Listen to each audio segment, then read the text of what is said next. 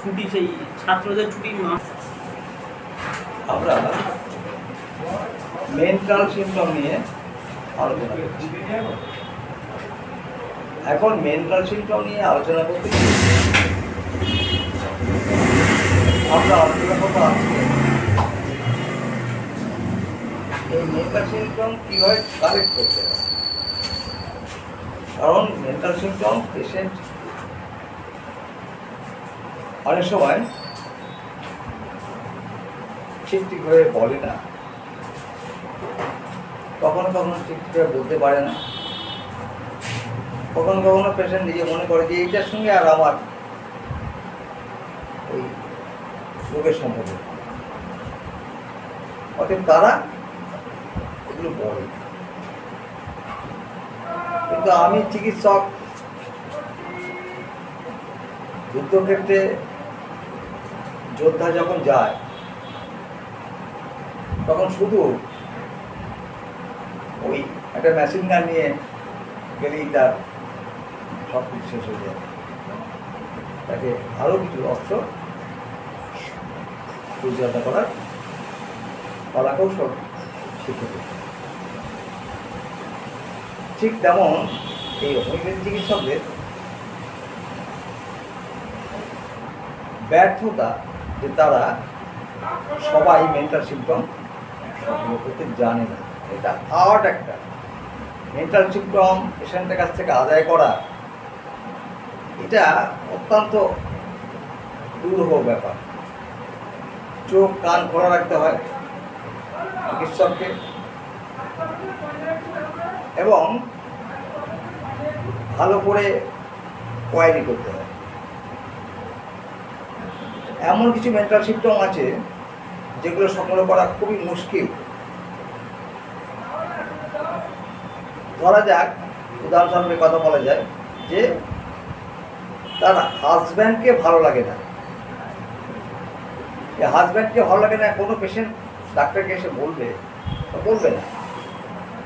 তা কীভাবে তোমরা সংগ্রহ করবে সেই সিমটম? সেই সিমটম সংগ্রহ করতে গেলে তোমাকে বিশেষ কলা কৌশল অবলম্বন করতে হবে। বিশেষ কৌশল ছাড়া তুমি কী করে জিজ্ঞাসা করবে সেটা? আর রুগীও তো তোমার মতো হোমিওপ্যাথি শিক্ষায় শিক্ষিত না। তাই অপ্রয়োজনীয় কথা যদি বিশেষত সেক্সুয়াল কোনো কথা জিজ্ঞাসা করা হয় তাহলে পেশেন্ট মারাত্মক রেগে যাবে। একটা বাজে অবস্থা, এমনকি চেম্বারে বাজে অবস্থা তৈরি যেতে পারে যে আমাকে আজে বাজে কথা জিজ্ঞাসা করছি। যদি বিশেষত অশিক্ষিত হয়, কারণ আমাদের দেশে অশিক্ষিত, আমার অশিক্ষিত সংখ্যা তো কম নয়। তো হাজব্যান্ডকে ভালো লাগে না এই কথা কি সে বলবে ডাক্তারকে? বলবে। ডাক্তারকে এটা আদায় করতে হবে। এই সিমটমটা ডাক্তারকে ওই রুগীর মুখ দিয়ে শুনতে হবে, তবে কিন্তু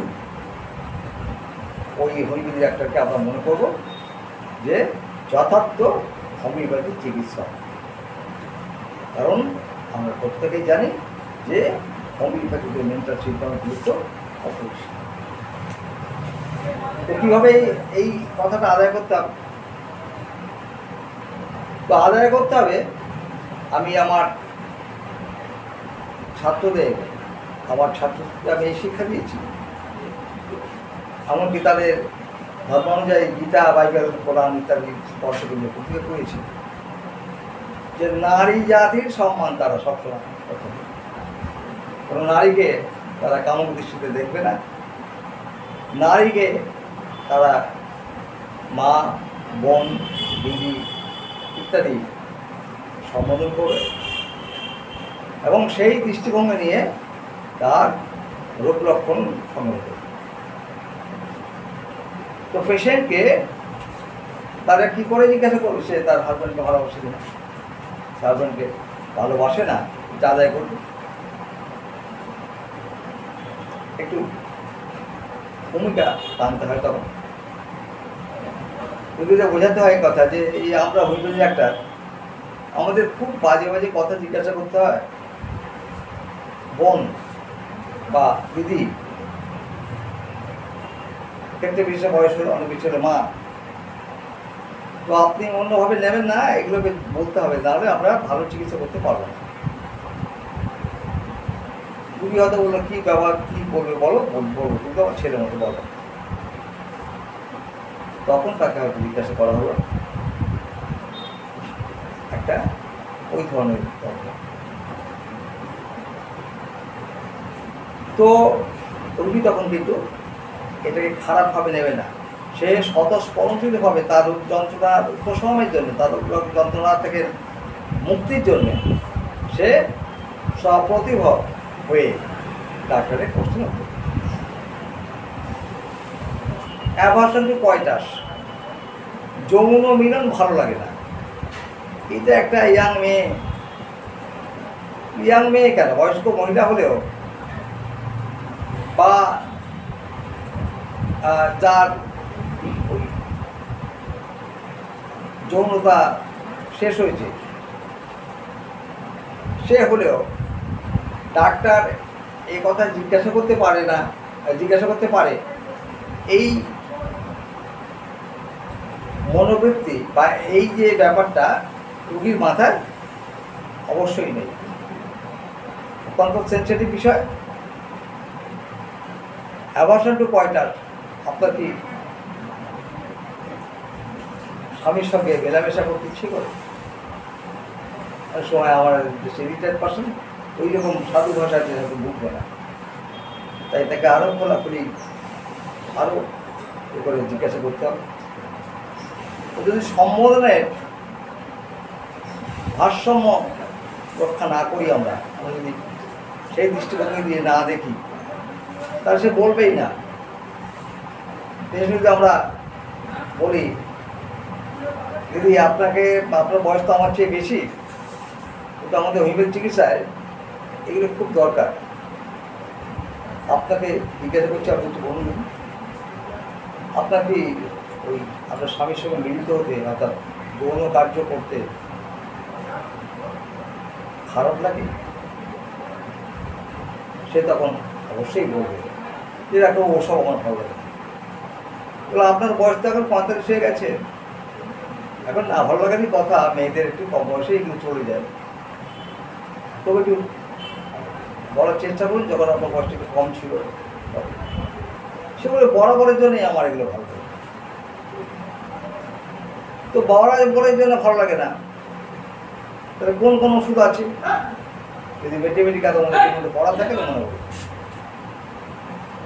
শিপিয়া উল্লেখযোগ্য, নেটটামিউর আছে, লাইকোপোডিয়াম আছে।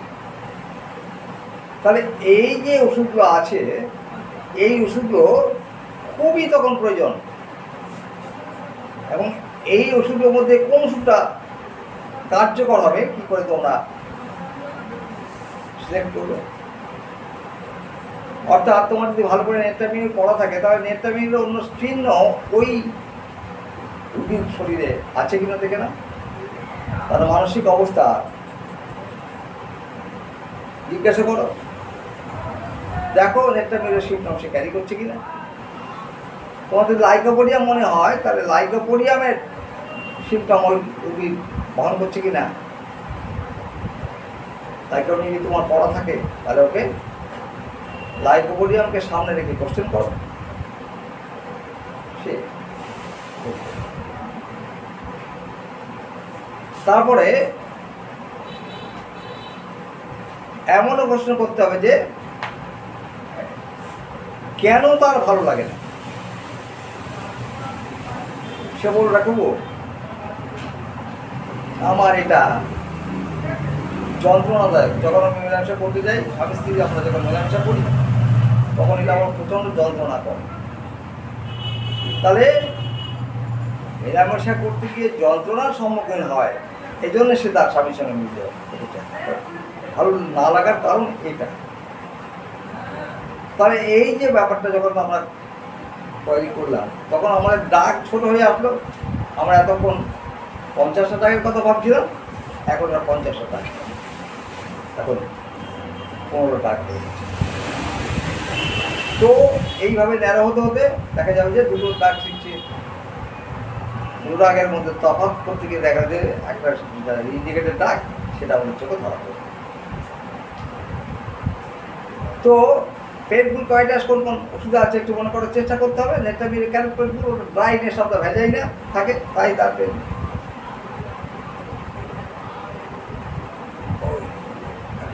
কী বলে গ্রাফাইটিসে প্রচণ্ড পেনফুল, এমনকি ব্লিডিং হতে পারে। এই জন্য তার এসব একদম ভালো লাগে না। সিপিআর আদৌ ভালোই লাগে না। তো এই যে ব্যাপারগুলো আছে, তখন আমরা এইগুলোর কারণটা জেনে গেলাম। তখন আমাদের যে ওষুধগুলোর কথা মনে হচ্ছিল সেই ওষুধগুলো থেকে নির্বাচন করতে খুব সুবিধা হয়ে গেল, কারণ ওষুধের সংখ্যা কমে গেল। যে ওষুধের কথা আমরা মনে করবো যে ওষুধটা আমরা দেবো, তো সেই ওষুধের সপক্ষে কোশ্চেন করবো পেশেন্টকে। যদি দেখা যায় যে হ্যাঁ পেশেন্টের সিমটমের সঙ্গে আর এই ওষুধটা মিল আছে, তারপরে সেটা প্রয়োগ করুন। রোগ যে রোগের যে নামের রোগই হোক না কেন, সে থ্যালাসেমিয়া হোক, গল স্টোন হোক, কিডনি স্টোন হোক, আর ক্যান্সার হোক, আমরা ইন্ডিকেটেড ডাক নির্বাচন করতে পারলে এর লাভ। এখন কৃপণ, আমরা যদি কোনো রোগীকে বলি আপনি কি কৃপণ, আমার বেশ মনে পড়ে আজ থেকে বেশ কয়েক বছর আগে আমি বলেছিলাম একটা রোগীকে যে আমিও গরিব লোক আর তুমিও গরিব লোক। তো এত অশিক্ষিত সে যে তাকে গরিব লোক বলেছি, এই জন্য সে মারাত্মক রেগে গেল, বললো আমি গরিব লোক, আপনাকে কে বলেছে? তো সেখানে কৃপণ বললো তো আরও বেশি লাগবে। তাই তোমার ভাষা মার্জিত হতে হবে। এখন আর বেশ্যা বলা যায় না, যৌন কর্মী করতে হয়। একই ব্যাপার, ভাষান্তর করে বলতে হবে, শ্রুতি মধুর করে বলতে হবে, তাহলে কিন্তু পেশেন্ট কিছু মনে করবে না। তারা আমাদের জিজ্ঞাসা করলাম কাউকে যে আপনি কৃপণ, সে সঙ্গে সঙ্গে কিন্তু একটা বাজে কথা বলতে পারে বা সে ডিনাই করতে পারে না যে কৃপণ নয়। কিন্তু আমরা যদি লক্ষ্য করি, সে যতবারই তোমার চেম্বারে আসছে একটা জামাই পরে আসছে, তাহলে আমরা কিছুটা উপলব্ধি করতে পারবো। আমরা হঠাৎ মনে হলো যে এই লোকটা কৃপণ, তাহলে কৃপণতার যে ক্যারেক্টার, সেই ক্যারেক্টারের কিছু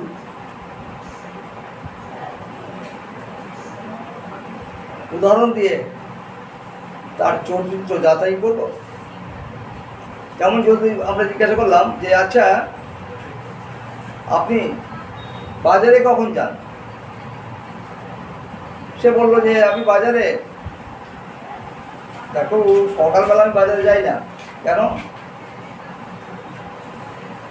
সকালে জিনিসপত্রের দাম খুব বেশি থাকে। সকালে যে মাছের দাম 200 টাকা কেজি থাকে, বেলার দিকে সেই মাছটাই ওরা 100 টাকা বিক্রি করে। তা আমি সকালে গিয়ে ঠকে যাই। ওই জন্যে আমি একেবারে সকালে বাজারে যাই। কি মজা, কি মজা, কি আমরা এই কথা শুনে আমাদের বইয়ের পাতায় কৃপণ শব্দটা তার জন্যে প্রযোজ্য, এটা লিখতে পারি। তাহলে এইভাবে সে কৃপণ কিনা আমরা জেনে গেলাম। এখন আমরা কোনো পেশেন্টকে জিজ্ঞাসা করলাম আপনার দয়া মায়া কেমন, পেশেন্ট বললো ওই করেই তো গেলাম। তোমার কলম আছে, তুমি সঙ্গে সঙ্গে পেশেন্টের জন্য ওটা লিখলে যে পেশেন্ট দয়ালু, সিম্প্যাথেটিক, তোমার কেস টেকিংয়ে ভুল হয়ে যাচ্ছে। কারণ আমরা নিজেরা অধিকাংশ ক্ষেত্রেই অন্যের কাছে তুলে ধরি নিজেকে দয়ালু হিসাবে।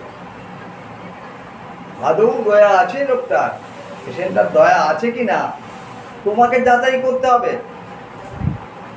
তাই অনেকটা সময় হাতে নিয়ে পেশেন্টকে কোয়ারি করতে বুঝতে হবে।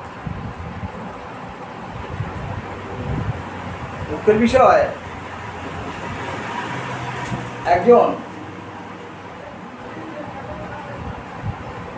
অন্য প্রফেশনের ব্যক্তি যত টাকা উপার্জন করে তত টাকা উপার্জন তোমার যদি না হয় তখন তুমি এইভাবে সিমটম সংগ্রহ করার আগ্রহ হারিয়ে দেবে। তাই এক নম্বর অ্যাপ্রোজমের কথা মনে করে আমরা যারা হোমিওপ্যাথি চিকিৎসক ওই টাকার কথা ভাববো না, আমরা রুগীকে কিওর করার কথা ভাববো। কিন্তু যদি পেটে দানা না থাকে তাহলে বোধ হয় এটা আমাদের পক্ষে করা সম্ভব না। অ্যালোপ্যাথ ডাক্তারদের কাছে উনি গিয়ে 5 মিনিটের মধ্যে ডাক্তারবাবু রুগী দেখছেন, 500 টাকা, 600 টাকা, 800 টাকা, 1000 টাকা ভিজিট দিচ্ছেন, দিতে রাজি আছে। কিন্তু হোমিওপ্যাথি ডাক্তারদের কাছে যদি কোনো ডাক্তার 100-1000 টাকা ভিজিট দেন তাহলে মনে করবেন ওরে বাবা, এই ডাক্তার কি লন্ডনের ডাক্তার? তারা কার পণ্য বোধ করবে?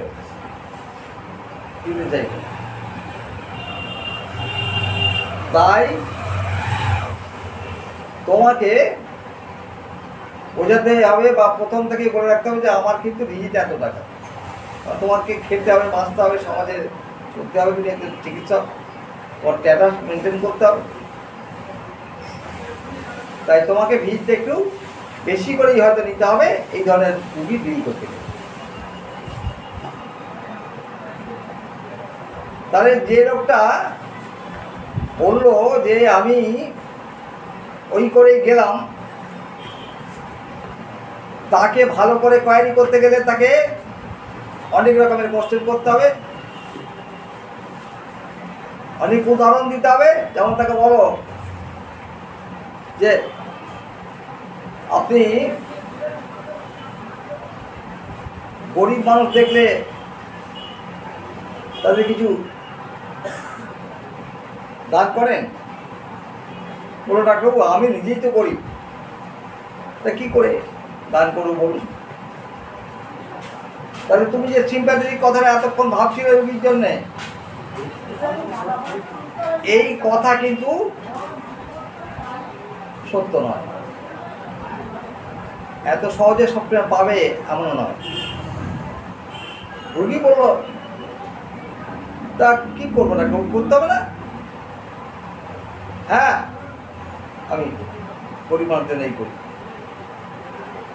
এখানেই তোমাকে থেমে থাকলে চলবে না, আরও তাড়াতাড়ি করতে হবে, আরও সময় ব্যয় করতে হবে রুগীর জন্য, যথার্থ তার চরিত্র জানার জন্য। অনেক সময় তার মাইন্ডটাকে ডাইভার্ট করে দিতে হবে, অন্য প্রসঙ্গে চলে আসতে হবে, আবার পরক্ষণে ওই বক্তব্যে তোমাকে ফিরে আসতে হবে। তো তাহলে কীভাবে মেন্টাল সিমটম সংগ্রহ করতে হয় আমি তার একটা আভাস দিচ্ছি মাত্র। এখন কোনো পেশেন্ট কি বলবে যে আমার স্ত্রীলোকদের প্রতি বিতৃষ্ণা আছে, তার কার্যকলাপ, তার কথাবার্তা, তার চাহনি থেকে আমরা জানতে পারবো যদি আমাদের অ্যাটেনশন থাকে ঠিক মতো, যে সে স্ত্রীলোকদের প্রতি অনাস্থা প্রকাশ করে, অ্যাভারশন টু ওমেন, এমনকার ব্যাপটেশিয়া, ল্যাকেসিস, নেট্টামিও, পালসেটলা, সালফার, এই সমস্ত ড্রাগগুলো এই সিমটম ক্যারি করে। এখন এই সিমটম ক্যারি করে এতগুলো ড্রাগ, তুমি যেটা হোক একটা দিলে তো হবে না,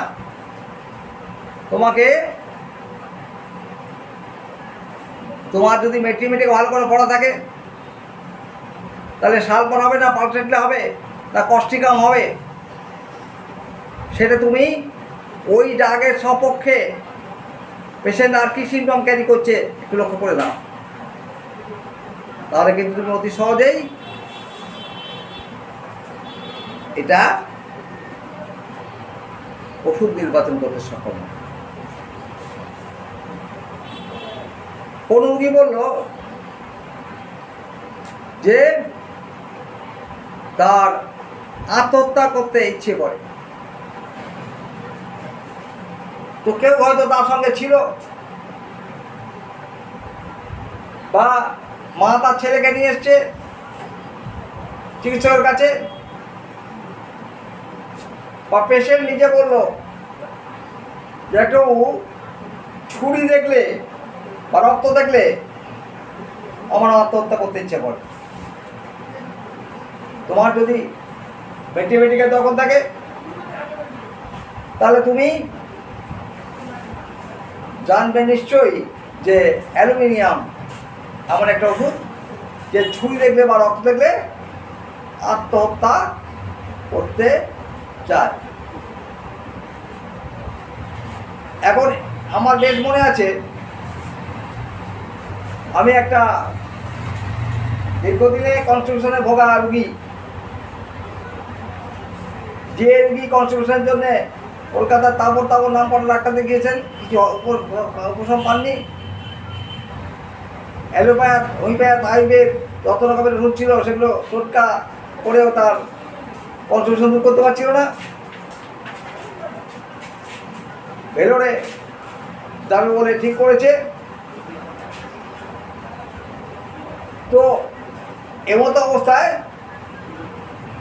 সেই রুগীকে আমার সম্পর্কে ফুলিয়ে ফাঁপিয়ে তার বন্ধু বান্ধব বুঝিয়েছেন যে আমি নাকি খুব বড় মাপের ডাক্তার, তা আমার কাছে গেলে আমি এটা সুরাহা করে দিতে পারি।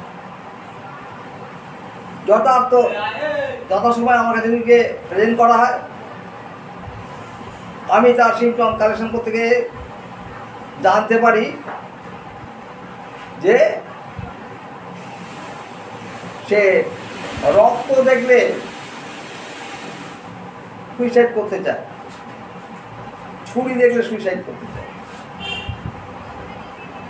আমি তখন আমার মেডিকেল জ্ঞান দিয়ে দেখলাম যে কোন ওষুধ কোন ডাক আছে,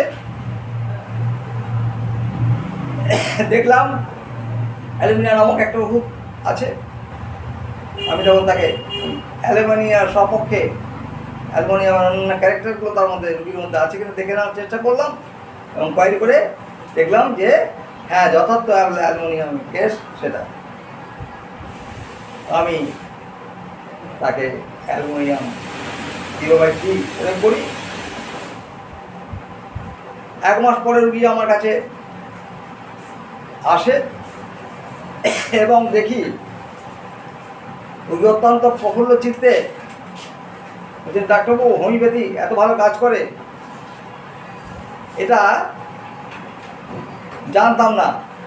আমি আমার এই কনসালটেশন করতে কত ডাক্তারের কাছে গেছি তার হিসাব নেই। চলো দেখো, একটা সিমটম তোমাকে বলে দিচ্ছে যে কোন ওষুধ দিতে হবে। সুতরাং মেন্টাল সিমটম খুব ভালো করে প্রত্যেকের স্টাডি করা দরকার। রুগী তোমার কাছে এসেছে, সে তার রোগ যন্ত্রণা বর্ণনা করতে শুরু করার আগে থেকে কান্না শুরু করেছে। এখন সহজেই কান্না করে, অনেক ওষুধ আছে, কিন্তু এখানে পার্টিকুলার সে যখন তার রোগের বর্ণনা করছে ডাক্তারবাবুর কাছে তখন তার কান্না পাচ্ছে। অন্য সময় এর খবর আমরা জানি না। তোমার কাছে যখন সে রোগ ন্যারেট করছে, এই রোগ ন্যারেট করার আগেই সে কান্না শুরু করছে। তো কোন কোন ওষুধ আছে তোমাকে জানতে হবে। সিপিয়া আছে, পালসেট্রা আছে, মেডিনাম আছে। এখন তুমি কোনটা দেবে? যে কোনো একটা দিলে হবে না। তোমাকে ওই রুগীর শরীরে মনের মেজর সিমটম আছে কিনা কোয়ারি করে জানতে হবে, পালসেটের সিমটম আছে কিনা কোয়ারি করে জানতে হবে, আর সিপিআর সিমটম মিলছে কিনা দেখতে হবে। যেটা সিমটম মিলবে সেই ডাক তুমি ওই রুগীর জন্যে প্রেসক্রিপশন করবে। তোমার রুগী যে রোগেই ভুগুক না কেন, ইন্টারনাল সিস্ট হোক,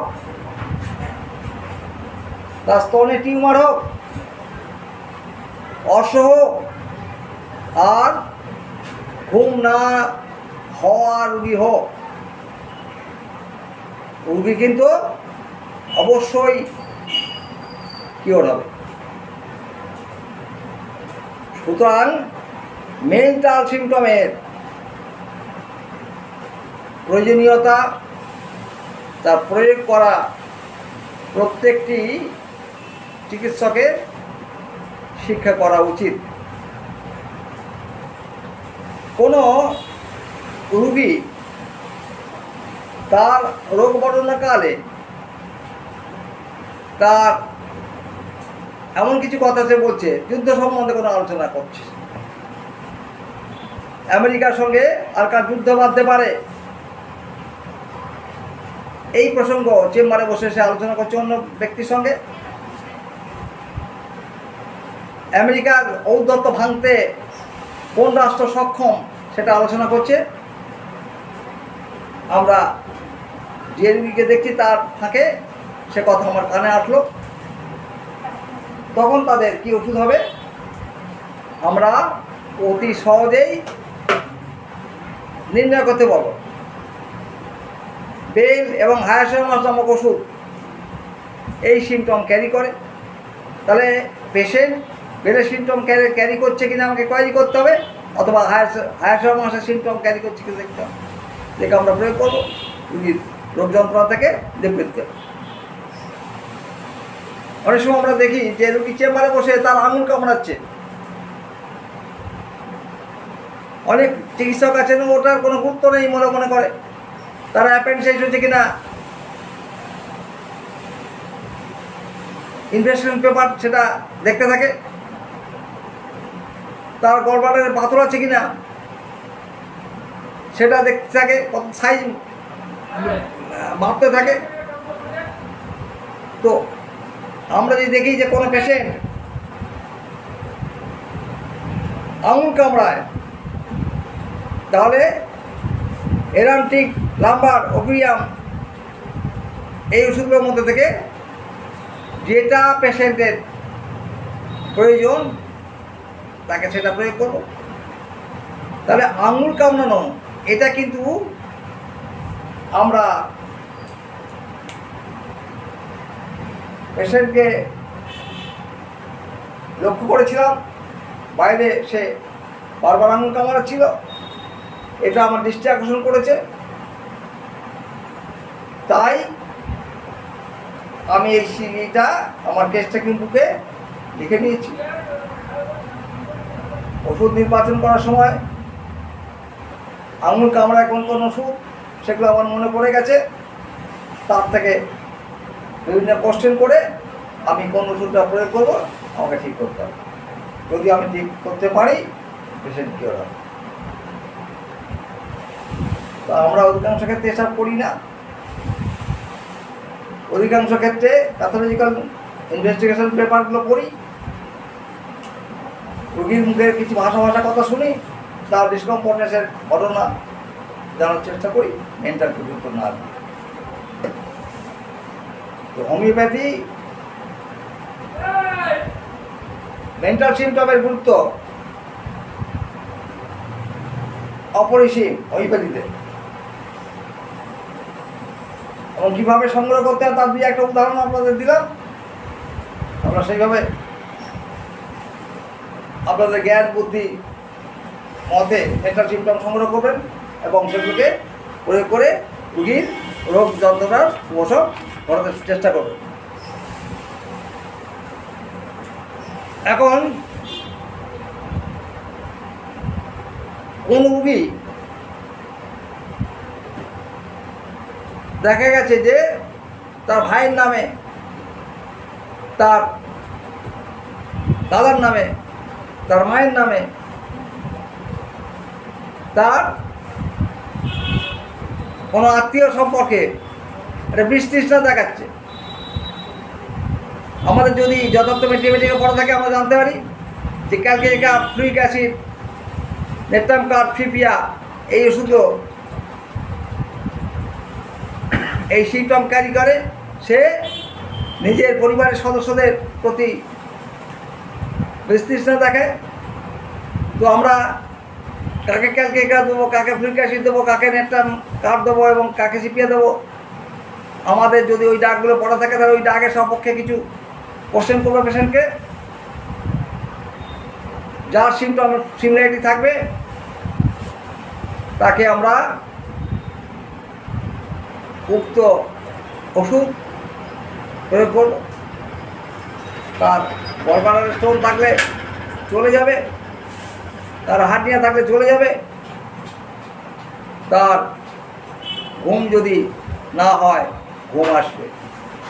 কারণ হোমিওপ্যাথিতে ডিজিজ ওয়াইজ কোনো ওষুধ নেই। দুঃখের বিষয় যে আমরা ওই ডিজিজ ওয়াইজ ওষুধ নির্বাচনের যারা করে সেই রকম চিকিৎসকের সংখ্যা হোমিওপ্যাথিতে অনেক বেশি, তাই প্রতি মুহূর্তেই তারা ব্যর্থ হয় মেন্টাল সিমটম তারা কোয়ারি করা এবং কীভাবে কার্যকর করা যাবে সে সম্পর্কে তারা যথেষ্ট সচেষ্ট নন, তাই আমাদের এই ব্যর্থতা। তো সুতরাং আমি আবার জানাচ্ছি যে নিজের জ্ঞান বুদ্ধি বিবেক মতে যথার্থ মেন্টাল সিমটম সংগ্রহ করার কলা কৌশল আয়ত্ত করতে হবে এবং সেইভাবে হোমিওপ্যাথি চিকিৎসা করলে সফলতা আসবেই আসবে। Stop it.